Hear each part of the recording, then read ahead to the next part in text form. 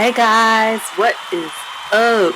Oh my god, how's it going? Oh my god, how you guys doing? I am so uber excited to be doing this podcast. Welcome to my channel, Safari Spice. I do a lot of cooking. This is really a cooking channel, but I'm merging a little bit of hip hop into my cooking, like a lot of people do, right? Trick Daddy, shout out to Trick. And a couple of people, they cook, they talk about hip hop, whatever they do, they go and they have fun. So this is really a cooking channel. However, I did want to give a shout out right here. This was a promise. I said when I read this book that I was going to go ahead and I was going to do a review on it. Okay? And the day has come for the review. Okay? And I'm really going to speak from the heart. I'm going to give a little bit of facts, and I'm not going to be, this is not a spoiler alert. I mean, it's not going to be a spoiler. Oh, let me tell you a little bit about myself first before I get into this, okay? So, my name's Allison, and I live in Florida. I am from New York, and I am part of what you would say the hip-hop golden era, okay? And I'm very familiar with BDP and KRS-One because I was fortunate enough to tour with them. In the United States as well as in Europe. Well, today's topic, self-destruction. I was very happy. I was very privileged, I would say. And I'll get into the facts and all the details about that. I don't want to get into too much about myself. If you want to know a little bit more about me later on, I can do another, I'll upload another video, another podcast, a little bit about me and how I got into the hip-hop or the music industry, how long I was in the industry, and things like that. And it just to be very biographical, right? But now, for today, my brother's name is Kenny, the greatest hip-hop story ever told, written by Kenny Parker and co-author Rose Daniels. Okay, so I don't know if you guys have heard of this book, if you guys read this book, if you guys are waiting for the audiobook to come out. I'll leave a link below where you could purchase the book. I do believe that there's an audio version coming out soon. I don't think it's out yet. You can get the book on Amazon, and Goodreads, Barnes and Nobles, wherever you buy your books, right? That's the back of the book. It is roughly about 300 pages. So I read the comments. It's got a 5-star, 4.9 star on Amazon. I don't know if it's gotten in the hands of New York Times. If it's gotten to New York Times, I would love to see this as a biopic, of course. So I'm going to read, before I get into his brother, who we all know, KRS-One. I'm going to read a little bit about the author. Kenny Parker is a longtime DJ and music producer for the iconic hip-hop artist KRS-One and Boogie Down Productions. He's a native New Yorker and the younger brother of KRS-One. During the 30-year music industry career, Kenny has performed more than 1,000 concerts with KRS-One. His contributions helped KRS-One earn the first ever Source Magazine Award for Best Live Hip Hop Performer in 1994. Kenny Parker has appeared in more than 20 music videos and performed over a dozen nationally televised events ranging from VH1, MTV, BET, and PBS programs to Soul Train and the Arsenio Hall Show. Kenny became the first DJ and producer to premiere on a reality show, MTV's The Real World. Season 1, Episode 2, producing 2 songs from the groundbreaking show. Kenny Parker is credited for more than 50 major label song releases and produced music for 4 night television commercials. The book SP1200, The Art of Science, featured Kenny for his pioneering use of legendary SP1200 drum machine. Kenny holds a bachelor's degree in psychology. Now, According to Wikipedia, Lawrence Chris Parker was born on 20th, 1965, better known his stage name's KRS-One, an abbreviation of knowledge reigns supreme over nearly everyone. Come on. If you guys are my 70s babies, 60s babies, knowledge reigns supreme over nearly everyone, we already know that, right? The teacher and an American rapper from the Bronx. He rose to prominence as part of a hip-hop group, Boogie Down Productions, which formed with DJ Scott LaRock in the mid-1980s. KRS-One is known for his songs of Sound of the Police, Love's Gonna Get You, Material Love, My Philosophy. Boogie Down Productions received numerous awards and critical acclaim in their early years following the release of the group's debut album, Criminal Minded.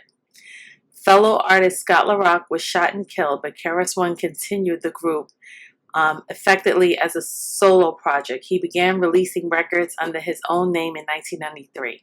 He is politically active, having started the Stop the Violence movement after Scott LaRock's death. He is also a vegan activist expressed in such songs as Beef. He is widely considered an influence on many hip-hop artists. Okay, so Scott LaRock was the first hip-hop artist to be murdered.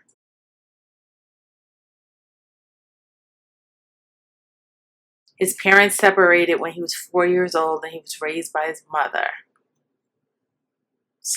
And she was a municipal employee. She moved from Queens to New York City to the Bronx. It was in Morris Heights. Scott LaRock excelled in both academics and sports at Our Savior Lutheran High School, graduating in 1980. He attended Castleton State College in Vermont and earned a varsity letter in basketball. Scott LaRock returned to New York City in the hopes of finding work and making it in the music industry through the connection of his mother's. LaRock landed a job as a social worker in Franklin Armory Men's Shelter on 166th Street in the Bronx. Okay, so Scott LaRock went on to be a social worker at the men's shelter. At night, he would spin records at the hip-hop spot Broadway Repertoire Theater. During this time, as a social worker, Scott LaRock met rapper KRS-One in 1986 at Franklin Men's Shelter, where the two performed Boogie Down Productions with DJ Derek Nice. In 1987, they formed the group Criminal Minded. When I was fortunate to meet Chris and the group BDP, there was always, again, the whispers in the back, as Chris, very humble, down, cool to earth to this day. There was always the whispers in the back. Oh, that was the kid that was homeless. Oh, that was the kid that he lived in the library. So I remember he lived in the library. It was cold in the winter. He was homeless, and he would just read books. Now, in 89, I'm probably 18 years old, right? You gotta figure out my age. It's okay. Y'all would have figured it out anyway, right? So, and I'm just always like, why? What happened? Why? Why was he? It's all in the book. And it's almost like going through the book. Listen, nobody ever goes, I don't know anybody that would ever go to a bookstore and say, I want to buy a book about child abuse. Nobody never wants to hear about what happens to young Black and brown kids in urban communities. I mean, if you come from that, you already know. If you live close enough to it, you hear, and that's why hip hop was so important, because hip hop actually gave the microphone. It was a news media, because it wasn't especially during the crack era in the 80s. In the Bronx. I mean, come on, whatever the kids were going through, it wasn't really being publicized on TV or on the radio and stuff like that, and getting shot at school and things, So hip hop at that time, during the golden era, the microphone was was the news. The rappers I was around, the golden era, like they had a message. Chuck D, he was not playing. He was like, I have a message. I have something to say. I only have X amount of time to say it. That's it. I'm going to put it out there. And people listen. So let's see the golden era of hip hop. So we already, I'm going to assume that you and I, whoever's here is like a hip hop fan. Nobody is here listening to me. I mean, okay, yeah, I'm flattered if you think you like me or my voice sounds good or you like looking at me, or I appreciate that. Thank you. But most people, if you're here and you're listening to me, it's because you are basically a fan of hip hop. You're a fan of KRS-One. You're a fan of BDP and that golden era. So let's see, when was the golden era? So we already know that it's been established. The father of hip hop is Cool Herc, Cool DJ Herc. Came up from Jamaica, started it in the Bronx. Bronx is the Sedgwick Avenue, right? Sedgwick Avenue is the birthplace in the Bronx. Bye-bye. Let me get you. I was like, woof. 1520 Sedgwick Avenue, Sedgwick. 1520 Sedgwick Avenue is the birthplace of the Bronx. That's where Cool Herc started DJing. Kenny Parker, DJ Kenny Parker, and his brother were living nearby in that neighborhood. It's in the book, Growing Up with Poverty. What I took away from the book was a true love story of two brothers. It did bring me to tears, not once, but twice.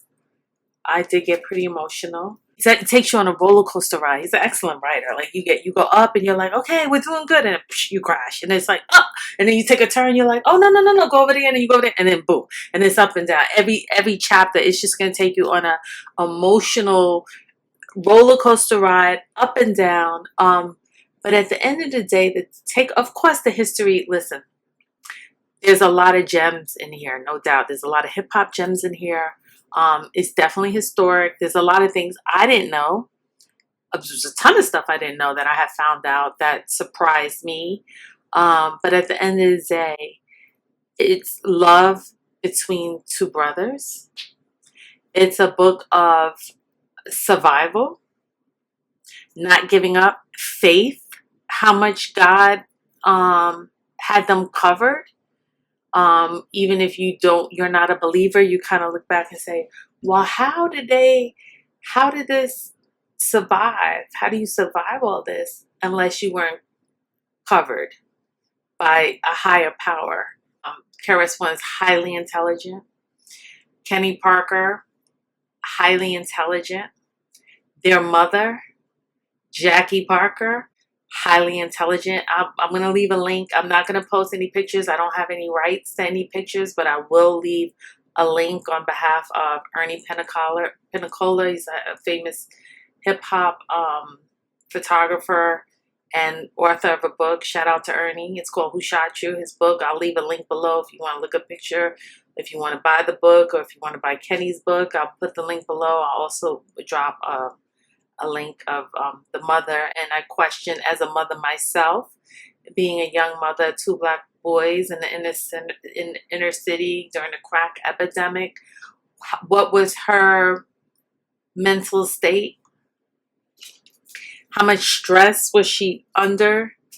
Not being able to provide,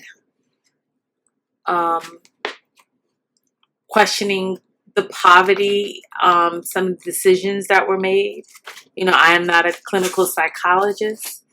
I'm not here to judge anybody. You know, this is someone's story that puts them in a very vulnerable position to share it with the public. And there is a chapter, though, I'm going to point out. Have bought the book already, or if you're going to watch this and buy the book. So the chapter is called Rice and Butter. You know, rice and butter. So it's probably like halfway through the book. So you see these two kids coming up with poverty and the challenges and how unstable the home is. And hip hop is kind of coming into play in the background. You know how kids are always like, what am I going to be when I grow up? And what am I going to do? And trying to figure it all out. And then you have someone who's highly intelligent, like a KRS-One, who's so intelligent. I mean, now we call it, we label people, right? The spectrum and this and that. Like if you're high functioning here, and then what's your emotional IQ here, and the balances and this and that, and you have this. Not all children can sit in the brick and mortar classroom. I know for myself, I would daydream all the time. I always had to be outside. I moved out very young. Not everyone could just focus, or you're hyper. But this chapter really just broke me down. It really broke me down, because the basic, I realized in this chapter, that chapter, Rice and Butter, the basic needs, if you study Maslow's hierarchy of needs, when you're talking about children's survival skills and what children need. So the hierarchy, what we all aspire to, is self-actualization, right? Morality, creativity, spontaneity, acceptance, experience, purpose, meaning, and inner potential. We can't get to this inner KRS-One or Kenny and Chris as children can't get to their higher potential, because they're operating from a place where their physiological needs are barely being met. So after that comes self-esteem, confidence, achievement, respect for others, the need to be unique about confidence. He goes deep diving about with the poverty and how it did to break down your confidence. And shout out to all the teachers in the school. I mean, these teachers, I have a child in high school now, and the teachers, I don't think we give the teachers enough credit, that they're the mother and the father. You don't know, these kids are coming in there, they don't have a mother, they don't have a father, they're coming in there hungry. Maybe the grandparents are raising them, or there's not enough food on the table. They're getting beaten, hit. I mean, you don't know what's coming on. So the teachers now are trying to fill that void. And sometimes they have 30 kids in a class, and then you don't even know which kids are in there with anger issues or disability. I mean, and then after self-esteem comes love and belonging, friendship, family, intimacy, sense of connection, which would come with what? Trust. How do you trust when the safety and the security that is required? Safety would be part of not moving around from place to place. Poverty is, it's a real, when we see a lot of black men, I'm cutting off topic for a minute, bear with me. We see a lot of these rappers hit 40, 50. If they make it that far, just drop that. My friends are like, I call him like, rest in peace, Mr. C. He just passed away. Bismarcky. I mean, Heavy D. I mean, I could go on and on and on, right? And a lot of times it's a poverty issue from growing up, not having the tools of not having health insurance, not being educated about a nutritionist, what to eat, what we shouldn't eat. People of color and how they cook, and they cook all the soul food, which is heavy with sodium and salt and sugar, and then you get the hypertension. And if you're not exercising, you're smoking and drinking, listen, I'm not here to judge anyone. But once again, the safety and the security is missing with a lot of families and children that are coming from poverty. And then, of course, the final one is the physiological needs. Here we go. This is it. This was like opening Pandora's box. When I always wanted to know, why was this boy, let me figure it out. That's Kenny. That's Chris. He was the one in 89 that I was hearing the whispers in the background. Why was he homeless? Why? Why was he living in a library? He could read. Was he cold? He fed? I mean, how did we as a community, the neighbors, the teachers, the police, the welfare office, how did you allow this to happen? This book right here, what it did, it opened up Pandora's box. he just ripped it open. And I was like, I was like, I wish I didn't know. I was like, I wish I didn't know. So here we go, the last one, the physiological needs, okay? Breathing, food, water, shelter, clothing, and sleep.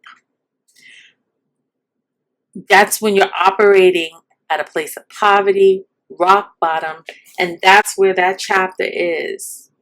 Rice and Butter, chapter 7, where it breaks it all down. So you have your climaxes and you have your lows and you have this complete roller coaster ride, but it was a beautiful love story about two brothers. And at the end of the book, not gonna give it away, it was great because they were really there for each other. As a mother, as a father, as a brother, just as everything. And I thought that that was the most beautiful, that it was beautiful how that they were able to survive. We all know KRS-One. I mean, he went on to do greatness.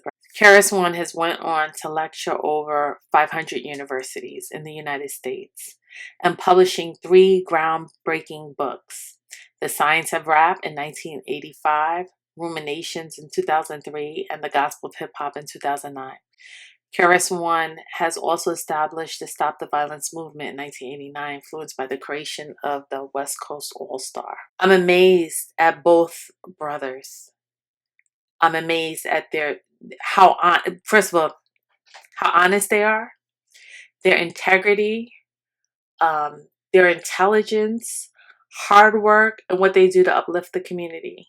I believe Kenny right now is doing a book tour, some speaking engagements, and going to a couple of schools.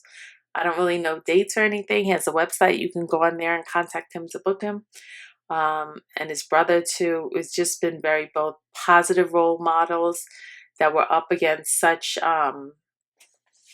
what are the odds? Like 1 in a million of them coming out of their situation being stable and kind and honest, and it's just a blessing for me to have witnessed them perform many a times, and I mean just murder. Listen, you guys just saw the 50th hip hop, the anniversary of hip hop 50th last year. I mean, I don't know if you saw any of the sound bites or if you went.